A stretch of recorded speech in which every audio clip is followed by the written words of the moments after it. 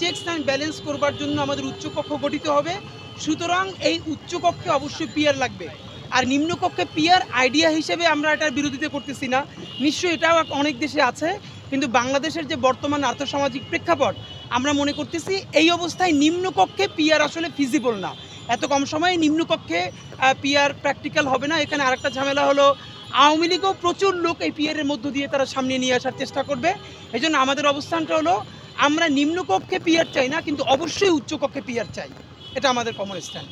Bashundhara tissue, অশুদ্ধতার বিরুদ্ধে এক বিন্দুও ছাড় নয়। আচ্ছা, এমনি আমরা তো ধরেন বললে বলবো যে প্রচুর মানুষ আমাদেরকে ভালোবাসতেছে, অথবা এটা তো বলার জন্য সবাই বলা। আমরা যেটা বোঝার চেষ্টা করতেছি সেটা হলো, যেমন ধরেন এখন পর্যন্ত অনেক মানুষের সাথে আমাদের দেখাই হয় নাই, এরকম প্রচুর মানুষ গতকালকে এটা আমাদের সাথে ঘটেছে যে ঢাকা ৮-এর ভোটার কিন্তু বাইরে থাকেন। তো আমরা আমাদের যেই ছোটো ভাইয়েরা ইনবক্স চেক করে, তো আমাদেরকে প্রচুর স্ক্রিনশট দিল যে তারা বলছে আমরা যদি সত্যিকারই ঢাকা ৮-এ সিরিয়াস থাকি এবং ইলেকশন করি, তারা ভোট দেওয়ার জন্য দেশে আসবেন। তো এরকম মনে করেন যদি ২০ জন মানুষ বলে যারা ভোট দিতে দেশে আসবেন, কারণ তারা মনে করছেন যে তারা যেরকম প্রার্থী চান অন্তত ভোট দেওয়ার মতো প্রার্থী আছে, এটা তো আমাদের জন্য নিঃসন্দেহে আনন্দের।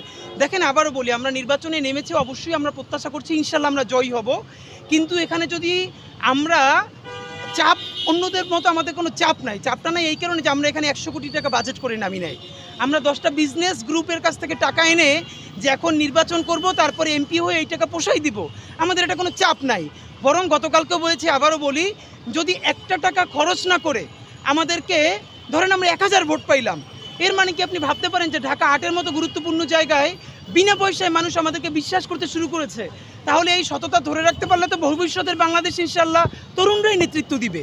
তরুণদের জন্য চ্যালেঞ্জ হলো ইনসাফ আর সততাটা ধরে রাখা। এবং আজকে বলি, জাবের এখানে আছে, জাবেরের নাম্বারটা কে যেন খুঁজে বের করে আমরা এখানে আসার আগে বিদেশ থেকে এক ভাই ২০,০০০ টাকা আজকে পাঠিয়েছে, যে সে চায় আমরা যেন প্রতিদিন ক্যাম্পেইনে বাতাসা বা অন্য কিছু আমাদের ভাইদেরকে খাওয়াই। এবং আমার নাম্বার খুঁজে পাচ্ছিল না, জাবেরের নাম্বার কীভাবে খুঁজে পেয়ে তাকে পাঠিয়েছে। তো এইটা আমরা কেন বললাম, এই ২০,০০০ টাকা আমাদের কাছে ২০ লক্ষ টাকার বেশি, কারণ আমরা তাকে চিনি না। তা আমরা মনে করছি এই পুরো জনগণের পয়সায় আমরা প্রচারণা করব। জনগণের কাছ থেকেই আমরা, এই যে আজকে এখন পর্যন্ত আমরা কোনো ইশতেহার দিচ্ছি না, তাদের কাছে যাব, তাদের পরামর্শ শুনব, তাদের পরামর্শের ভিত্তিতে আমরা ইশতেহার তৈরি করব। এবং আপনাদেরকে বলে রাখি, বাংলাদেশের সংবিধানের মতো এই বিরাট মোটা সাইজের কোনো ইশতেহার আমাদের হবে না। আমাদের ইশতেহার হবে সর্বোচ্চ ১ পৃষ্ঠার, যেই ইশতেহারটা ইনশাআল্লাহ আমরা শাহবাগের মোড়ে বাধায় ঝুলাই রাখব। এবং আল্লাহ যদি আমাদেরকে সাহায্য করেন, মানুষ যদি ভালোবেসে আমাদেরকে সংসদে পাঠায়, এই ইশতেহারের কয়টা আমরা বাস্তবায়ন করতে পারলাম সেখানে আমরা টিক দিয়ে রাখবো। আর যেটা বাস্তবায়ন করতে পারবো না, কেন পারলাম না, সেটার দায়বদ্ধ আমরা জবাব দিতে দায়ী থাকবো ইনশাআল্লাহ। জি প্লিজ। আচ্ছা, এটা হলো, একটু ফাঁকে বলে রাখি, গতকালকে কে যেন জিজ্ঞেস করলেন, ভাই মানে এই যে পিআর নিয়ে প্রশ্ন, এটার থেকে সুবিধা নেওয়ার জন্যই কি আপনি ঢাকা ৮ বললেন কি না? আপনাদেরকে বিনীতভাবে জানিয়ে রাখি, যখন দেশে পিআর হবে নাকি কেমন নির্বাচন হবে এটা নিয়ে আলাপও শুরু হয় নাই, তখনই আমরা বলেছি আমি ঢাকা ৮ থেকে নির্বাচন করব। এর কারণ আমরা মনে করি আমাদের এই রাজনীতিটা মূলত সাংস্কৃতিক লড়াইয়ের অংশ। আমরা যে এই বাংলাদেশপন্থী একটা কালচারাল লড়াই করবার জন্য দাঁড়িয়েছি, এবং আমরা মনে করি এই বাংলাদেশের সাংস্কৃতিক রাজধানী হলো শাহবাগ। এই শাহবাগ ছিল আমাদের নবাব স্যার সলিমুল্লাহদের, আমাদের নবাবদের, যারা নিজেদের পয়সা দিয়ে ঢাকা বিশ্ববিদ্যালয় তৈরি করে দিয়েছে। অথচ আমরা কি দেখলাম, সেই শাহবাগ বেহাত হয়ে, দখল হয়ে বাঙালি মুসলমান তার চরিত্রের বিরুদ্ধে জঘন্যতম মব এখানে করা হয়েছে। সুতরাং আমাদের লড়াইটা হলো আমাদের নবাবদের পয়সায় যেই শাহবাগ, যেই ঢাকা বিশ্ববিদ্যালয়, সেই ঢাকা বিশ্ববিদ্যালয়ে আমরা আবার বাংলাদেশপন্থী রাজনীতি এবং সংস্কৃতির নতুন করে বিনির্মাণ করতে চাই। সুতরাং আমাদের লড়াইটা যেহেতু সাংস্কৃতিক, আমার মনে হয় এটা সবাই বুঝতে পারবে, সেই হিসাবে শাহবাগই আমাদের জন্য সবথেকে গুরুত্বপূর্ণ জায়গা হওয়া উচিত এই লড়াইকে সামনে নিয়ে যাওয়ার জন্য। আচ্ছা, আবারও বলি যে কোনো দলের প্রার্থী কোনোই ছিল না, এখনও নাই।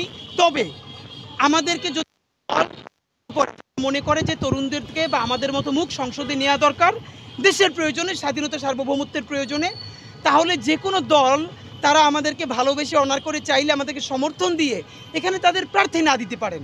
কিন্তু আমি নিজে ধানের শীষ অথবা দাঁড়িপাল্লা এরকম কোনো প্রতীকের প্রার্থী হতে চাই না। আমি চাই যে আমাদেরকে যারা ভালোবাসবে তারা প্রয়োজন আমাদের অতটুকু অনারটা করুক। এর মানে আবার অনেকে এটা একটা মিসলিড করার চেষ্টা করছে। তাহলে কি আমরা বিনা প্রতিদ্বন্দ্বিতা হতে চাই? এটা কেমন কথা ভাই? ধরেন 2-3টে দলও যদি আমাদেরকে অনার করে, তাহলে কি এখানে আর কোনো প্রার্থী থাকবে না? অনেকে তো স্বতন্ত্র নির্বাচনও করবে।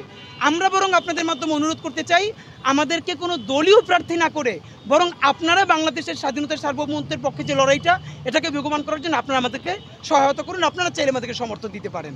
ভাই, যদি পিয়ার পদ্ধতিতে নির্বাচন হয়, যদি হয়, সেক্ষেত্রে স্বতন্ত্র যারা দাঁড়াবে, সেক্ষেত্রে ওই ভোটটা কিভাবে নির্ধারণ করবে? এইখানে দুইটা ব্যাপার, পিয়ার পদ্ধতি নিম্নকক্ষ হবে কিনা এটা এখন পর্যন্ত আসলে ডিসিশনই হয় নাই।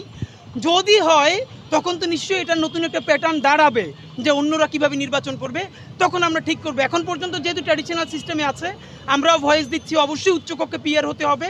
তার আগ পর্যন্ত আমরা আমাদের ট্র্যাডিশনাল প্যাটার্নে আমরা প্রচারণা চালাচ্ছি ইনশাল্লাহ। ছিল যে আসলে বাংলাদেশে এখন আর কোনো